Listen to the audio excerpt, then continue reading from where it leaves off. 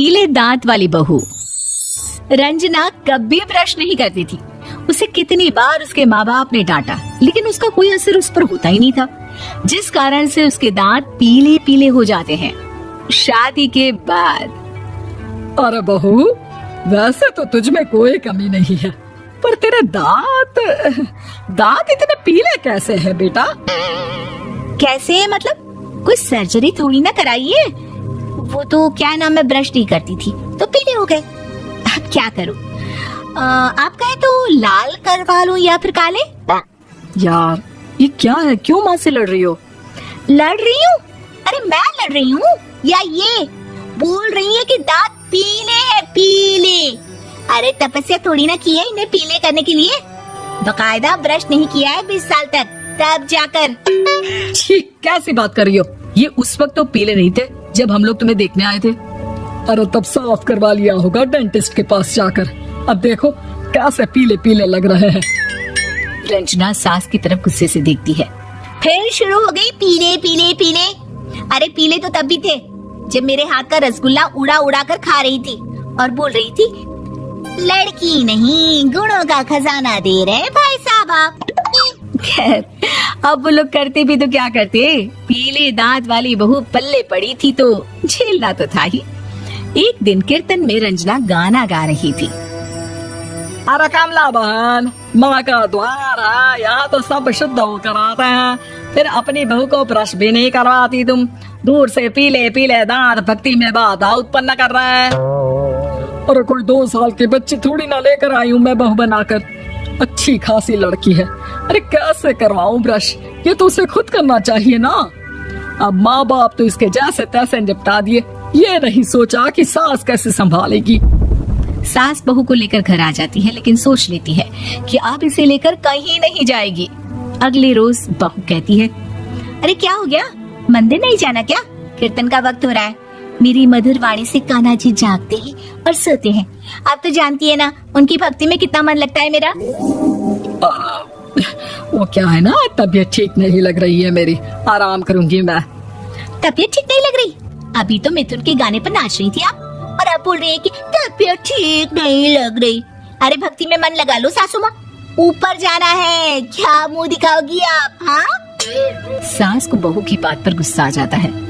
मैं क्या मुंह दिखाऊंगी, इसकी चिंता तो ना कर, समझी? अपने मुंह की चिंता कर, जो ये पीले पीले दांत लेकर हर जगह पहुंच जाती है। पता है लोग कितना मजाक बनाते हैं। ना जी ना, मैं नहीं जाना कहीं तेरे साथ। तो ये बात है, कोई ना, मत जाओ, मैं अपने कमरे में ही बैठकर भक्ति कर लूंगी। ऊपर वाला दांत थोड़ी ना देखता है, मन देखता है, भावना देखता है। और अरे बस बस, तू सब कुछ दिखा, बस ये सफेद चमकदार दांत ना दिखाना किसी को, है? जा यहाँ से। बहू को सास की बात का कोई फर्क नहीं पड़ता, वो तो जैसी थी वैसी ही रह जाती है। सुबह नहाकर किचन में खाना बनाना, फिर खाना खाना, कीर्तन भजन करना और सो जाना। एक दिन, माँ जी मैं सहेली के घर जा रही हूँ, शाम को लेट आऊंगी। हाँ हाँ तो जाना, मैंने कौन सा तेरी आरती करनी है घर पर बैठकर। रंजना सहेली के घर जाती है, जहाँ वो पार्टी में जाने की तैयारी कर रही होती है। अरे शिखा, कहाँ जाने की तैयारी कर रही है? मैं गलत वक्त पर आ गई क्या? अरे नहीं यार, उल्टा सही वक्त पर आई है। मैंने ये साड़ी और ज्वेलरी निकाली है यार, शाम को इनके ऑफिस की एक पार्टी में जाना है। बताना कैसा लग रहा है ये सब? नहीं यार, इस ड्रेस के साथ तो वो वाली ज्वेलरी अच्छी लगेगी। हाँ हाँ सही बोल रही है, मैंने ध्यान ही नहीं दिया। वैसे तो हमेशा से मस्त फैशन सेंस रखती है। तो बड़ा जाती होगी ना पति के साथ पार्टी में। रंजना कुछ नहीं बोलती, बस सोचती है कि यार काश ये बात सही हो जाती, पर मैं क्यों नहीं जाती पार्टी में? क्या इन लोगों की कोई पार्टी होती नहीं होगी? रंजना घर आती है और रात में पति से सवाल करती है, एक बात बताइए, आप मुझे किसी पार्टी में क्यों नहीं ले जाते? क्या आपकी यहाँ ऑफिस में पार्टी नहीं होती? पति बेचारा क्या कहता कि दांत पीले हैं तुम्हारे इसलिए। अरे कोई पार्टी होती नहीं हम लोगों के ऑफिस में, तो कहाँ से लेकर जाऊं?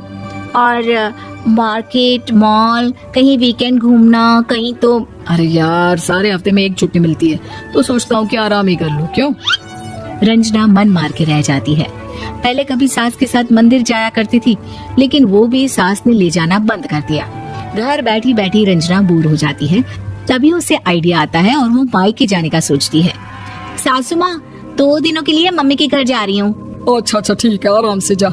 और हाँ, माँ से कुछ अच्छी आदत सीख कर आना कि कैसे शरीर के हर भाग की तरह दांतों की सफाई भी जरूरी होती है, समझी? शुरू हो गई ना आप। वो लोग आपकी तरह नहीं है कि छोटी छोटी बात का बतंगड़ बना दे। उन लोगों के लिए मैं मायने रखती हूँ, ना कि मेरे पीले पीले दांत। रंजना माँ को बिना बताए उन लोगों को सरप्राइज देती है, लेकिन जैसे ही वो दरवाजे पर पहुंचती है, अंदर देखती है कि घर वाले कहीं जा रहे होते हैं।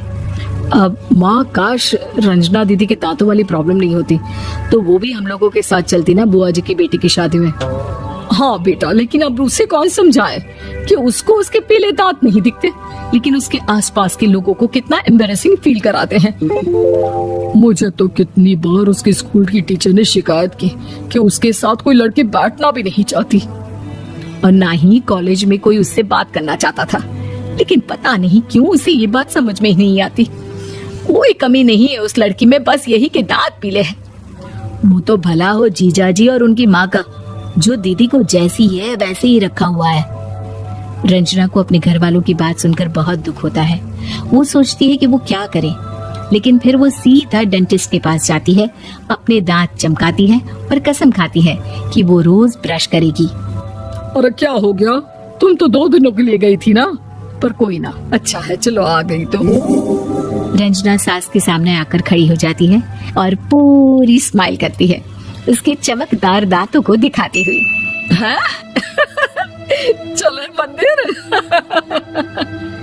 माँ, मुझे माफ कर दीजिए, मैंने आप लोगों को बहुत एम्बैरेसिंग फील करवाया। मैं आज से रोज ब्रश करूंगी।